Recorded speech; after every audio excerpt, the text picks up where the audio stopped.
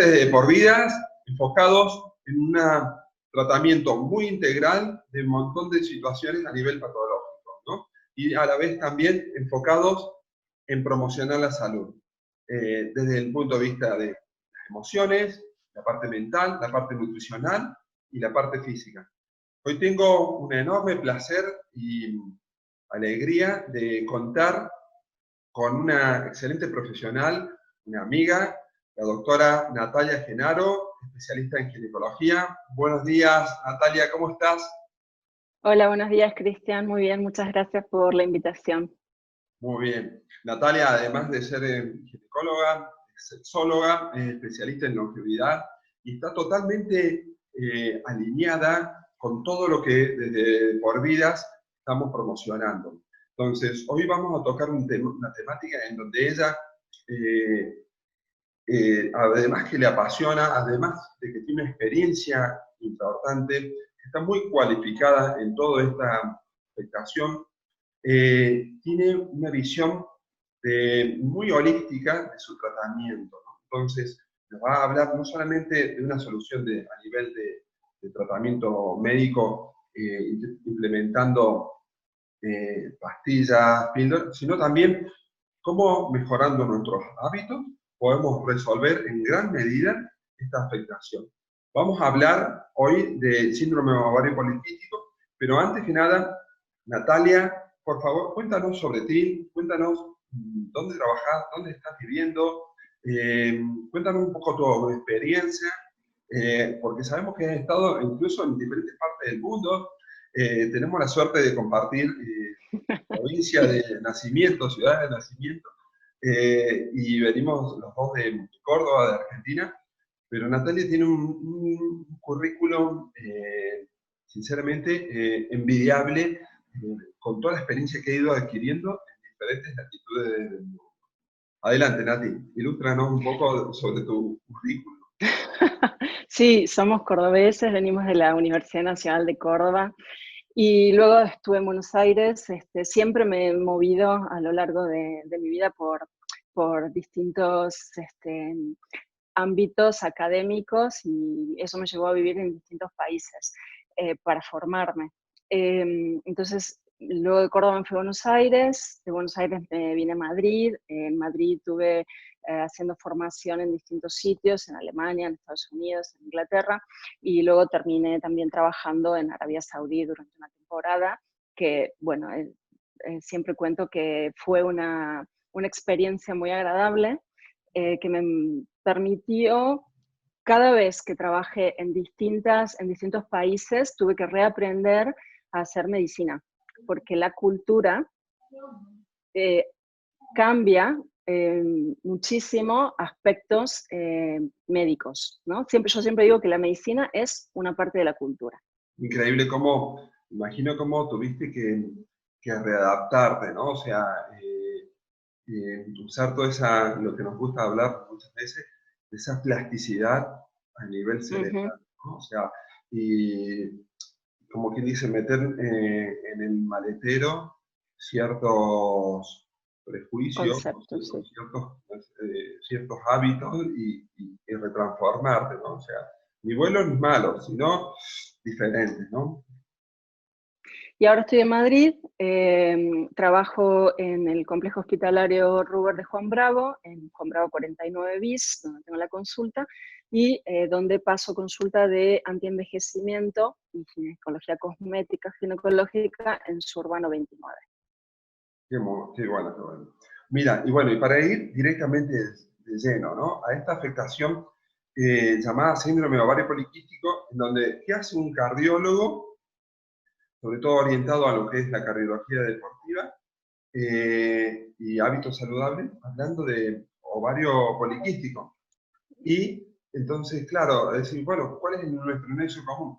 Y claro, muchas veces tendemos a sectorizar eh, todo lo que es la medicina, o sea, a compartimentalizar. O sea, esto es del ginecólogo, esto es del cardiólogo, pero vemos que el individuo, el ser humano, es un conjunto de situaciones en donde involucran diferentes especialistas.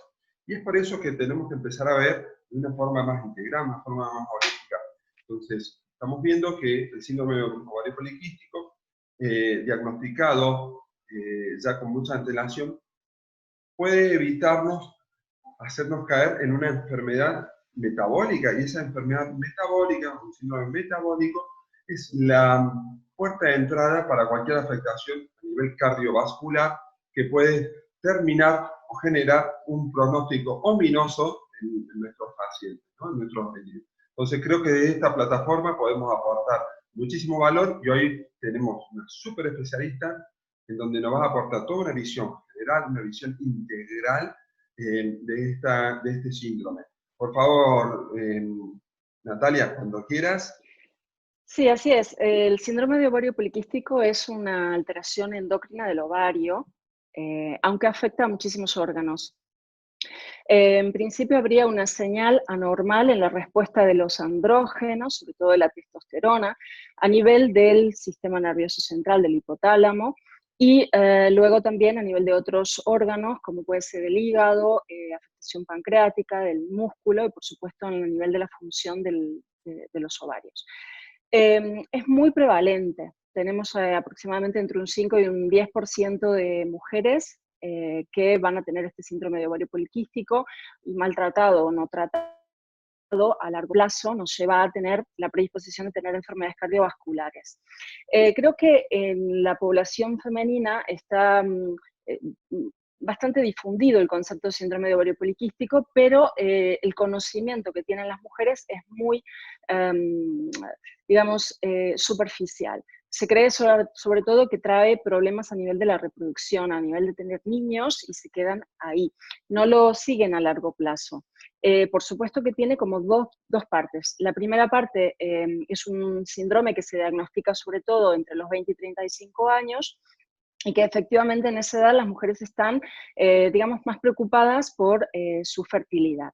Y el síndrome de ovario poliquístico se asocia con un síndrome inflamatorio, una alteración de la ovulación o una anovulación que hace, por supuesto, que tengamos una infertilidad o una esterilidad, que normalmente es tratable. Y por otro lado, a largo plazo, si dejamos a su libre albedrío el síndrome de ovario poliquístico sin tratamiento, pues llegamos a las alteraciones, digamos, endocrinas metabólicas más importantes. No es fácil hacer el diagnóstico muchas veces de síndrome de ovario poliquístico porque es un síndrome. Por lo tanto, tenemos una serie de manifestaciones clínicas, analíticas y pruebas que pueden ser positivas o no. La clásica, por ejemplo, anovulación nos puede llevar a la oligoamenorrea, pero no siempre las pacientes tienen una regla de más de 45 días. La regla le viene cada más de 45 días. Muchas veces tenemos pacientes que tienen reglas cada 35, 38 días que también tienen síndrome de ovario poliquístico. A veces tenemos a nivel ecográfico una alteración del ovario que parece un síndrome de ovario poliquístico, muchas veces no lo es y muchas veces sí lo es.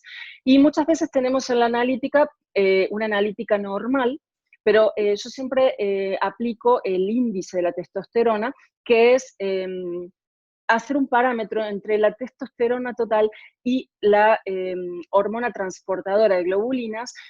Si nos da en un valor de más de 4,5, pues tenemos un síndrome de ovario poliquístico, porque muchas veces tenemos una testosterona normal, pero con una proteína transportadora de la globulina muy baja, que lo que hace es que al final tengamos una testosterona aumentada. Entonces, muchas veces digamos, estamos avanzando en el diagnóstico del síndrome de ovario poliquístico porque no es tan fácil como decir, una paciente tiene reglas de más de 45 días, una androstenediona, una testosterona aumentada y una ecografía normal, porque muchas veces ese patrón no es tan frecuente, no es el más frecuente. El más frecuente es que encontramos cositas si buscamos. El patrón hereditario es importante. Muchas veces hay dentro de la familia madre, tías, primas, hermanas, abuelas que han tenido síndrome de ovario poliquístico. También se sabe que, digamos, es una enfermedad multifactorial. Tenemos mutaciones o alteraciones genéticas de varios genes, y los varones también pueden transportar esos genes anómalos y podemos heredarlos tanto de la madre como del padre. Las madres que han tenido obesidad durante el embarazo han tenido un síndrome inflamatorio que les ha ocasionado una alteración mitocondrial que también se puede heredar. Esas alteraciones mitocondriales se pueden heredar. Quiere decir que necesitamos heredar muchas veces los factores genéticos y sí, con la epigenética, que son los factores externos, intrauterinos y extrauterinos, que pueden ser la mala alimentación, el exceso de andrógenos, la obesidad, los disruptores endocrinos, que hoy tenemos todo contaminado con plásticos, con el BPA. El BPA es uno de ellos, pero hay muchísimos disruptores endocrinos. Diabetes gestacional, retardo de crecimiento intrauterino. Todas esas, digamos, alteraciones van sumando alteraciones, predisposiciones, y si luego en nuestra vida nosotros podemos tener una alimentación también llena de tóxicos, rica en grasas, rica en azúcares, baja, digamos, cantidad de ejercicio físico, por ejemplo, pues podemos potenciarlos. Y entonces se van expresando genes, y esos genes que se van expresando nos van dando distintos síntomas. Muy bien, mira, qué interesante lo que estás comentando, sobre todo resaltar de que no hay una causa exclusiva, sino un conjunto de asociaciones, tanto que vienen del nacimiento, como también factores adquiridos relacionados a nuestro estilo de vida, relacionados a la exposición a ciertos químicos, relacionados sobre todo a nuestros hábitos, ¿no? Entonces, claro, desde ahí podemos trabajar mucho. Algo que vemos muy frecuente en la clínica y nosotros prácticamente como que, ok, lo anotamos, pero no vamos más allá, es aquellas personas que incluso son delgaditas, etcétera, y que nos digan, sí, he tenido diabetes gestacional, y no profundizamos un poco más, pero claro, ahí es alguien en donde no solamente tenemos que ir a por un diagnóstico correcto sobre el ovario poliquístico, sino también decirle, ok, si tiene hijas, mujeres, o sea, si tiene hijas, justamente, pueden haber heredado o incluso tener la predisposición de tener síntomas de ovario poliquístico. Entonces, siempre desde el hecho de llegar antes que los problemas ocurran. Entonces, y sobre todo en algo en donde múltiples factores van a poder mejorar la evolución.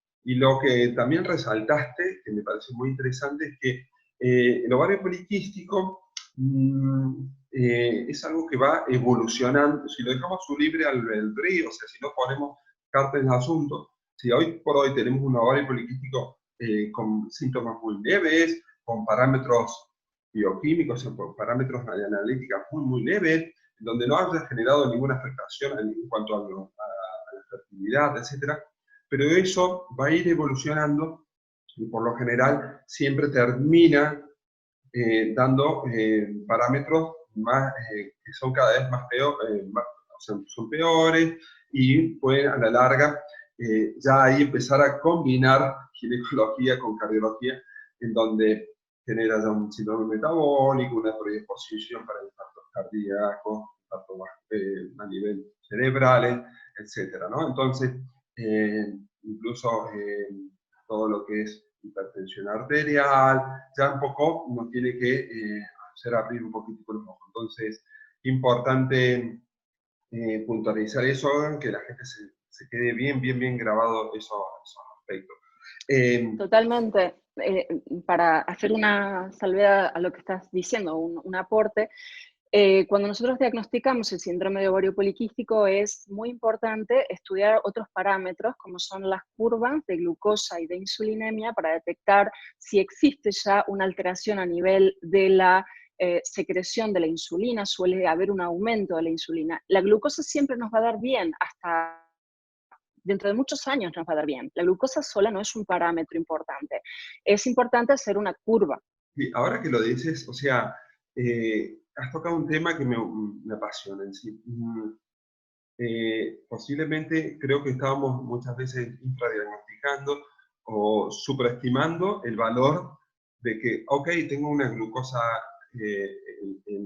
totalmente normal, pero toda nuestra morfología corporal, todo, o sea, todo nuestro aspecto indica Habla. de que cómo puede ser que tengas la glucosa normal. Y este es el típico comentario del paciente, que nos dice, yo estoy un poquito excedido de peso, soy sedentario, eh, sinceramente hago 5 comidas al día, no llevo, por lo general, una alimentación saludable, pero mi glucosa está perfecta. Guarda, no nos dejemos engañar por esa analítica eh, desgraciadamente muy escueta, en donde no nos permite ver una visión general. O sea, el árbol nos tapa el bosque, ¿no? En el bosque está la insulina que lo está dando todo a costa de mantener un nivel adecuado de glucosa, ¿no? Entonces, Claro. fíjate tú cuántas analíticas hoy por hoy, a nivel general, llevan implícito una curva de tolerancia a glucemia o unos niveles de insulina. Y te puntualizo, ¿cuánto es el límite de insulina que crees que me va a favorecer a una mala evolución o incluso a predisponer para un síndrome ovario poliquístico? Bueno, nosotros manejamos, sobre todo en medicina de antienvejecimiento, insulinas muy bajas. La insulina basal tiene que estar en menos de 8 y las insulinas de la hora y las 2 horas tienen que estar en 30 y no más de 60. Pacientes con síndrome de ovario poliquístico normalmente pueden tener unas insulinemias de 80, 100, 120. Si están excedidas de peso, muchísimo más, lo cual es extraordinariamente elevado. Y otro parámetro que, además de la analítica, que también comentaste, los niveles de testosterona, los niveles de la proteína transportadora de testosterona, obviamente todo lo que es el perfil hormonal a nivel ginecológico, pero también algo muy interesante que lo podemos hacer al pie de la consulta, ¿no?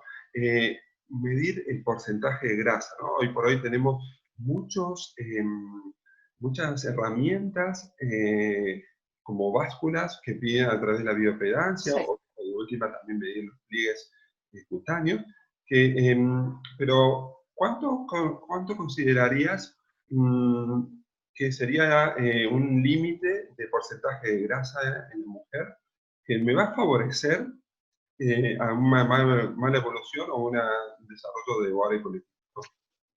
Así es fundamental. El índice de masa corporal tenemos que dividirlo en grasa corporal y masa muscular. La grasa corporal debe ser menor a 24.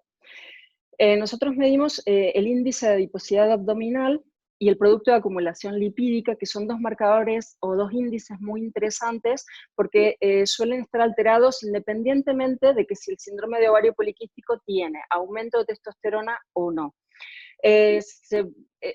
Son índices, por lo tanto se mide la circunferencia abdominal.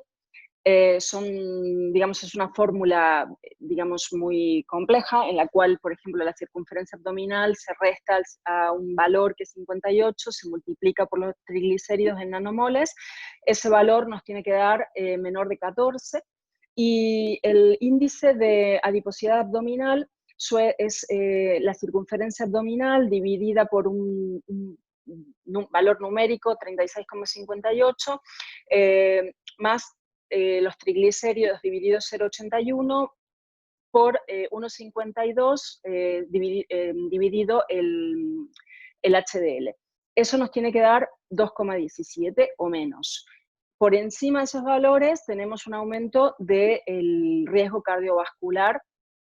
Por lo tanto, las estrategias, todo esto nos sirve para definir qué paciente, ¿qué estrategias terapéuticas le vamos a dar a cada paciente? Por supuesto que si tenemos un síndrome de ovario poliquístico leve, podemos ser un poco más benévolos, pero siempre vamos a contar con la responsabilidad del paciente, que el paciente comprenda lo que es el síndrome de ovario poliquístico, hasta dónde lo podemos llevar, porque incluye, para mejorar realmente el síndrome de ovario poliquístico, pues necesitamos unas medidas que tiene que ser cambio de hábito alimentario. Está comprobado que la dieta rica en grasas polisaturadas y las dietas ricas en azúcares son perjudiciales para el síndrome de ovario poliquístico. Se recomienda una reducción de la cantidad de comidas en un 15% y sobre todo una dieta proteica con abundante cantidad de líquido. Es fundamental el ejercicio, porque tengamos en cuenta que hay una disfunción a nivel muscular del receptor de la testosterona y de la insulina, y el ejercicio lo favorece y lo aumenta. Se recomienda entre 20 y 60 minutos de actividad aeróbica, digamos, diaria, y unos 150 minutos semanales de actividad de tonificación y resistencia. En ese punto, quiero comentarte lo interesante que desde el ejercicio físico podemos regular, ¿no es cierto?, todo lo que es, sobre todo lo que bajar los niveles de insulina. Es interesante cómo, sobre todo a nivel cardiológico, estás ganando mucho poderío, incluso pacientes que están en rehabilitación cardíaca, ya han tenido un evento cardiovascular e incluso están esperando hasta bastante cardíaco, el uso de la fuerza muscular, o sea, la importancia que denota el hecho de tener más masa muscular, porque de esa forma vamos a tener mucho mayor el uso de la azúcar, está ahí como quien dice remanente, vamos a mejorar la sensibilidad en la insulina. Tal es así, están un poco no dándole toda la cabida al deporte aeróbico, sino más bien empezar a usar más deporte de fuerza. Totalmente. Fuerza, ¿no? Y otro tema que quisiera puntualizar, pues fíjate tú cómo has comentado, ya después vamos a dejar anotado en el video esa fórmula para que también otros colegas lo tengan en mente, la relación con los triglicéridos, ¿no? O sea, tenemos que entender de que cuando, y sobre todo el triglicérido y síndrome metabólico, que no solamente es un tema de colesterol LDL, sino también es un tema de triglicéridos. Los triglicéridos hablan de ese exceso de, como quien dice, de energía, ese exceso que no siempre viene un tema de grasa en sí, sino es la transformación que el azúcar recibe a nivel del organismo y se transforma como grasa, ¿no? Y los triglicéridos es la forma de vehiculizar por todo el cuerpo. Entonces, hoy por hoy, la importancia de mirar sobre todo lo que es ese parámetro triglicéridos, y luego después lo podemos incluso asociar con niveles de HDL bajo, ¿no? Entonces, fíjate tú cómo ahí se empiezan a unir nuestras especialidades, ¿no? O sea, cómo tú dices, bueno, este paciente posiblemente, no solamente que tengo que cambiarle los hábitos, no solamente que puedo usar este tipo de fármacos, sino que también ya sería bueno que incluso tenga una visión a nivel cardiológico, en donde posiblemente un test de isquemia o valorar si ya hay depósitos de placas de colesterol en las arterias del corazón o incluso a nivel del sistema cardiovascular en general. Entonces, ¿cómo podemos llegar antes? La idea es llegar antes, porque si no, los médicos te terminas dando cuenta que somos especialistas en diagnosticar y en tratar, pero en prevenir no nos han formado tanto. Entonces, si nos enfocamos más en una medicina que promocione la salud más que trate la enfermedad, creo que vamos a tener individuos más sanos durante mucho más tiempo. Sin duda. Y si los individuos estamos más sanos, vamos a tener sociedades más sanas. Y sobre todo también esto va a repercutir en la cantidad y en la calidad de vida, algo que te apasiona y que justamente mira cómo has estuvo sincronizado la ginecología y la longevidad, ¿no? O sea, para Sin duda. darle calidad de vida a esos años. Mira, Nati, Te quería hacer una salvedad con respecto al ejercicio. El ejercicio realmente es como una prescripción médica, es como una medicina. Se ha comprobado que el ejercicio es capaz de provocar patrones de desmetilación en los genes. La metilación es uno de los sistemas por los cuales envejecemos. Nosotros estamos permanentemente dándole información a nuestros genes. Una mala alimentación es permanente, un bombardeo a nuestros genes de una determinada información. Y el gen que hace se remodifica y se expresa de otra manera para soportar esa carga de información que le estamos dando, que es de alguna manera perjudicial. ¿Cómo lo maneja? Se metila. Entonces, para tratar a veces, digamos, patologías del antienvejecimiento o, por ejemplo, el síndrome de ovario poliquístico, para llegar a desmetilar esa mutación genética, esa información genética que se expresó y que nos dio el síntoma y que nos dio la enfermedad, el ejercicio es una prescripción médica. Y bueno, aquí me encanta decir lo siguiente. Muchas veces nosotros le damos al paciente un ibuprofeno cada 8 horas y el paciente se toma un ibuprofeno cada 4 porque dice más mejor. Muchas veces está ese concepto de que si una me hace bien, 2 me hacen mejor. Y aquí y nunca es así, la prescripción médica de medicamentos tiene un orden. Y el ejercicio físico también, porque el exceso del ejercicio físico nos pasa para el otro lado y el déficit del ejercicio físico nos pasa para el otro lado. Por lo tanto, hay que tener un equilibrio, pero diariamente habría que hacer ejercicio, un poco de aeróbico y bastante de tonificación, que efectivamente, como tú dijiste, es actualmente una de las mejores cosas, porque nos da masa muscular y la masa muscular es la que es protectora contra muchísimas enfermedades. increíble. Sí, volvemos más a lo mismo. Ayer hablamos justo también en otra excelente entrevista con una preparadora física y que nos recordaba en un congreso de rehabilitación cardíaca que se ponía en debate, claro, los médicos decimos, bueno, y haga ejercicio 2 o 3 veces por semana, haga un poquito de caminar. Y es como decir, tome esta pastilla de antihipertensivo, tome antihipertensivo sin decir el tipo, la dosis, los horarios, en forma Claro. generalizada. Y hoy por hoy hay o sea, muchos de los fármacos que damos no tienen el nivel de evidencia científica con respecto a lo que tiene el ejercicio físico. Incluso te digo que a nivel cardiovascular, el ejercicio físico tiene mucho más evidencia que la aspirina, que hoy por hoy la aspirina tiene un gran uso a nivel cardiovascular, ¿no? Entonces, ¿cómo los médicos tenemos que seguir cambiando los chips?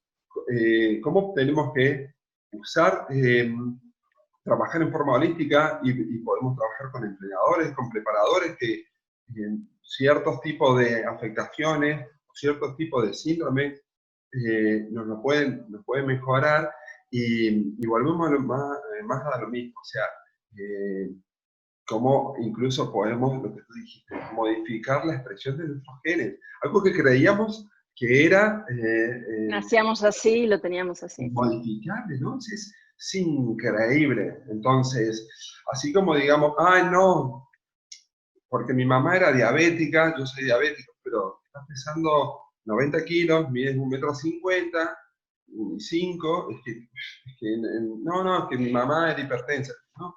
¿Me entiendes? Claro, ese es el otro gran tema. No solamente la medicina creó esto de la pastilla mágica, que te doy una pastilla, te salvo, te curo, no tienes que hacer ningún esfuerzo, y esto es algo cultural. Por eso cuando yo antes hablaba de que la medicina es parte de la cultura, ¿vale? Porque no estamos tan concientizados de que somos responsables de nuestra propia salud. No somos tan conscientes de que todo lo que hacemos impacta en nuestros genes y nos los cambia para bien o para mal. Entonces, todo eso es algo que va a venir en la que está y que va a explotar en los próximos años, y la medicina de antienvejecimiento precisamente tiene que ver con eso. Qué bonito, sí. con disminuir, digamos, la metilación, la inflamación, la glicación, el estrés oxidativo, la alteración hormonal, porque mucha gente tiene miedo a las hormonas y prefiere no tomarlas o no tratarse, pero muchas veces tener alteraciones hormonales es muchísimo peor que tomar una hormona. Hay que erradicar el miedo a la hormona. De todos modos, el primer, digamos, escalón de tratamiento para el síndrome de ovario poliquístico no necesariamente es un anticonceptivo, sino que hoy por hoy usamos mucho el mioinositol o el tequiroinositol, que son unas provitaminas del grupo B y que tienen una acción como si fuera la metformina, que es un estabilizador de la insulina, aumenta la sensibilidad en el receptor, en todos los órganos, sobre todo en el hígado, en el músculo, actúa en el páncreas, en el folículo ovárico, y la vitamina D, que se ha visto que es un regulador. Y hoy hay que tener mucho cuidado porque la mayoría de la gente tenemos la vitamina D baja y necesitamos suplementos de vitamina D. Qué bonito, Nati, lo que decís. O sea, yo creo que esto va a dar lugar a una segunda charla en donde nos ilustres con todo el arsenal a nivel terapéutico farmacológico y a la vez de seguir eh, reforzando los conceptos de cambio de hábitos que no solamente van a impactar para el síndrome de ovario poliquístico, como ya vimos, sino Sin para dudas. todo un espectro de enfermedades, como quien dice, casi modernas, donde hoy por hoy lideran las causas de muerte cardiovascular, sobre todo a nivel, o sea, de muerte en sí, perdón, a nivel del mundo, sobre todo occidental, ¿no? Entonces, otra vez, de nuevo, el comodín, o sea, el punto en común, la inflamación crónica de bajo grado, que hoy por hoy no solamente te puede, desgraciadamente, matar o hacerte tener un evento cardiovascular, sino también que también te predispone a tener una complicación por coronavirus, ¿me entiendes? Entonces, Sin dudas. también es el nexo para afectaciones como el cáncer, para enfermedades neurodegenerativas, el riesgo de tener Alzheimer, Parkinson, enfermedades inflamatorias a nivel de la piel, que también lo hemos desarrollado, etc. Entonces, Natalia, quedan muchas cositas en el tintero. Me gustaría en nuestra próxima charla, vamos a dejar ahí un título ahí, la microbiota, Sí. y todo, todo también el aspecto emocional en cuanto al ovario poliquístico cómo mejora con un tratamiento correcto en cuanto a disminución o exceso de líbido, bajo estado anímico, etcétera. ¿Cómo podemos hacer para estar un poco siempre un paso adelante? Natalia, seguiríamos hablando, pero todo el Sí. día contigo abierto, nos hemos divertido muchísimo y sobre todo hemos aportado mucho valor